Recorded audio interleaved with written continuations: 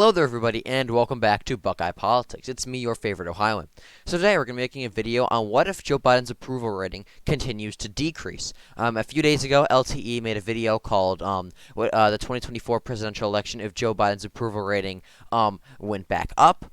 And I watched the video, and he does make a couple good points, but overall, I think it was just a really crappy video. I think it was very poorly done. I think it was just him coping, in all honesty. So I'm going to make a video, not really a response video. I just kind of want to make a video saying, what if Joe Biden's approval rating continues to go down? So we're going to have Trump versus Biden, who I think this is the most likely scenario. And in this scenario, I think Donald Trump would win very easily. I think he would win all the Great Plains states, all of Nebraska except the 2nd District, the entire Deep South, Appalachia, as well as Iowa and Ohio, Alaska, South Carolina, Maine 2nd District, and these are all the safe states for Donald Trump. These should all be pretty self-explanatory, except for maybe Ohio and Iowa.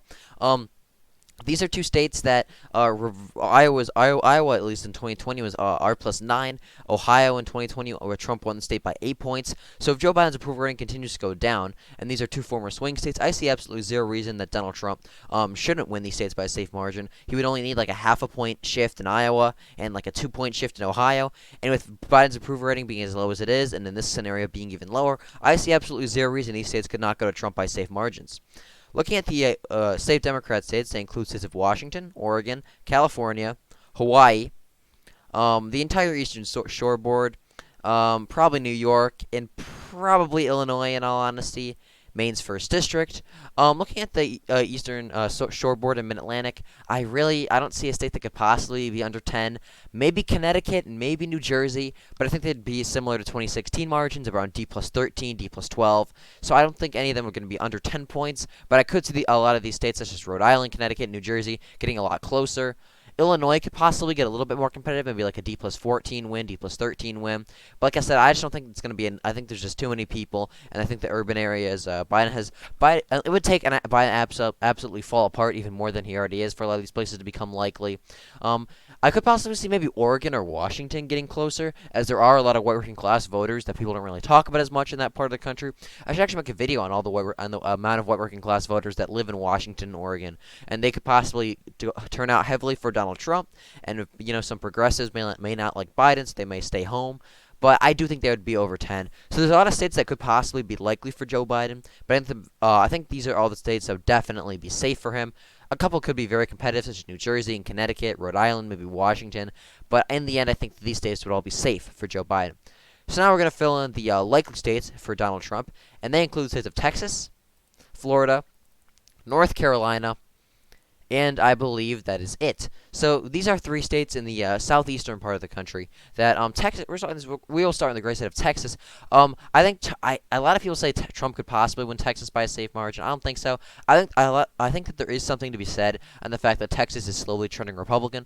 I think it is mostly due to suburbanites just not liking Trump, as well as big tech moving into the state. So I think that although Texas will get more competitive in 2024, unless we have a scenario like this where Biden is very Unless we have a scenario like this where Biden is very unpopular, I think Texas will be pretty competitive in 2024. I don't think it will flip, but I think it could get a little closer, maybe like R+4, R+5. But in this scenario, so in a scenario that's not what I expect, then if Biden's approval rating continues to decrease, I think that in this scenario it'd be about R+9. Maybe even R+10, just because I think a lot of those suburbanites who supported Gary Johnson or Evan McMullin and then just voted for Biden in 2020 because they didn't like Trump.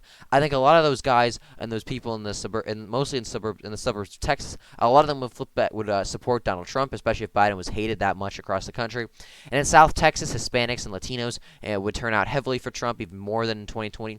So I see no reason Texas wouldn't be R+9, possibly even safe. I'm actually going to move Texas into the safe R column in this scenario, just because I think if Biden was so unpopular, he would get absolutely destroyed with Hispanics in the South, and I think that a lot of those suburbanites who just don't like Trump would turn out. I think Donald Trump would honestly win Texas by a safe margin in this scenario.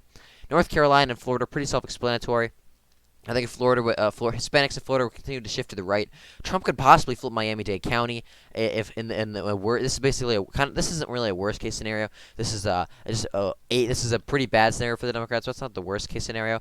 I think Biden would narrowly hang on to Miami-Dade County in this scenario, maybe like D+1, but Trump would do very well in the Panhandle and throughout the suburbs of the state, because if Biden's approval rating is faulting, that means it's definitely going down with independents and suburbanites, which is becoming a main Democratic base. So if Biden loses support among those groups and they switch back to Trump, the Democrats are absolutely screwed nationwide.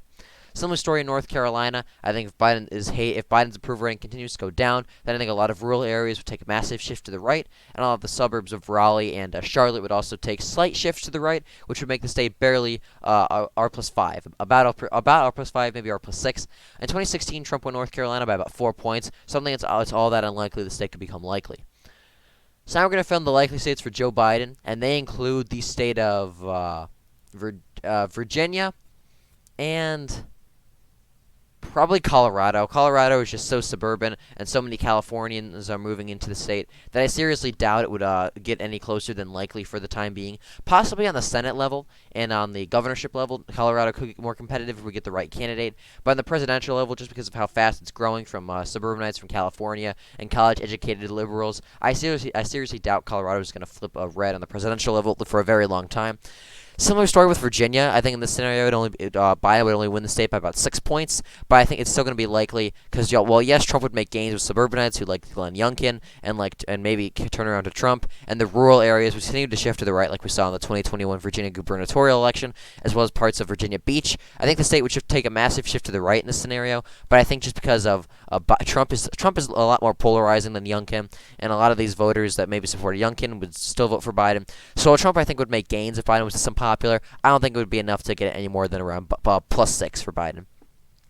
So we have a lot of lean states, and I'm going to start filling out the lean states for Donald Trump. They include states of Nevada, Arizona, Wisconsin, Michigan, Pennsylvania, Georgia, and New Hampshire. All these states I do expect to lean to Donald Trump in the event that that Joe Biden's approval rating continues to go down. The Rust Belt should be pretty self-explanatory. Biden's inflation is really hurting rural and working-class voters in that part of the state and that part of the country, excuse me. And Biden's just really not all that popular with white working-class voters anymore. In 2020, he actually had a lot of appeal to places like Pennsylvania, Michigan, and Wisconsin. He ran in, it's Scranton Joe. He knows what we're going through and all that sort of campaign, which really helped him with white working-class voters, especially near Philadelphia and in Grand Rapids and parts of Michigan. But I just don't think that would happen in 2024. Biden's policies have absolutely failed the Midwest and the blue-collar workers of this country, and I don't see a way that Biden can make improvements with them, especially if his approval rating is in the dumps like it is in this scenario. In a best-case scenario for Joe Biden, I could maybe see him making a little bit of a rebound, and those voters saying, you know what, we may not like him, but Trump's too polarizing, and these policies aren't too bad, and they may still possibly support Joe Biden. But I seriously, in this scenario where Biden's approval ratings in the dumps, Trump hopefully runs a good campaign. All these working-class voters in Pennsylvania, Michigan, and Wisconsin, they're going to turn out heavily for Donald Trump, and all these states are going to be by lean margins. Similar story with Nevada and Arizona. In this scenario, Trump would make gains with suburbanites in Maricopa County, as well as Hispanics, allowing him to win the state by a lean margin. And Nevada, like I said, inflation is going to have a much bigger impact on Biden's presidency than a lot of people think. If these working-collar the only reason that Biden won in 2020 was because of the white working class voters who said, you know what, we may not like Biden, but we just don't like Trump's rhetoric, and a lot of them are lifelong Democrats, especially in places like the Midwest and parts of Nevada, like the Hispanic working class parts of Nevada, especially near Las Vegas. A lot of those people said, you know what, we may not like Biden, but Trump's a little too polarizing. I think we're going to vote for Biden. A lot of those people just didn't like either side, and if Biden's approval rating's in the dirt, like it is in this scenario, a lot of those people are going to turn out for Trump. New Hampshire, New Hampshire's going to lean to Trump. It was very close in 2016. It hates incumbents, and with Biden's approval rating being very low in this scenario, I see zero reason it would not lean to Donald Trump. Georgia, similar story. Trump making gains with the suburbanites who just didn't like either side. The rural areas turning out heavily. Trump wins Georgia by a lean margin. That leaves us just a few states remaining, and we're going to start filling them in no particular order. I think Joe Biden would win the state of Minnesota by a tilt. I think he would win New Mexico by a tilt. I think he would win Maine at large by a tilt. But I do think Trump would win Nebraska 2nd by a tilt. So I think Trump would win Nebraska 2nd district because they did gerrymander it a little bit. It's a little bit more competitive. And yes, the district may hate Donald Trump, and it's very suburban. And if you look at the 2020 results, the incumbent representative from Nebraska's 3rd district, Don Bacon, he won there by like 6 points. but then Biden also won there by like 4 points. So it's crazy how this district voted so heavily for the incumbent representative, but it also voted very heavily for Joe Biden. So because of the Nebraska GOP did gerrymander it a little bit, I think in the end Nebraska second district would very narrowly go to Trump. But because it is very much an anti-Trump district, it's a more establishmentarian district. I think it would be much closer than other states on this list. This is Georgia and Arizona, suburbs that took a shift away from Trump. The rest of these states should be pretty self-explanatory. Minnesota and New Mexico, I could possibly see either of those states flipping because of Hispanics and the white working class voters. But especially in Minnesota, with Minneapolis seeing such large growth mostly from college-educated whites from California, I have a hard time seeing it flip. Similar story with New Mexico. Except the state's already a lot more Democratic leaning, so we'd have to make a lot more gains. And while I think it's possible based on trends with Hispanics, I just don't see it at this time. Maine at large, Maine is a very working class state, and if Biden's approval rating is very low, which it is in this scenario, then I think Trump would make it competitive. I mean, it was only like it only went to Hillary Clinton by like three or 4 points in 2016.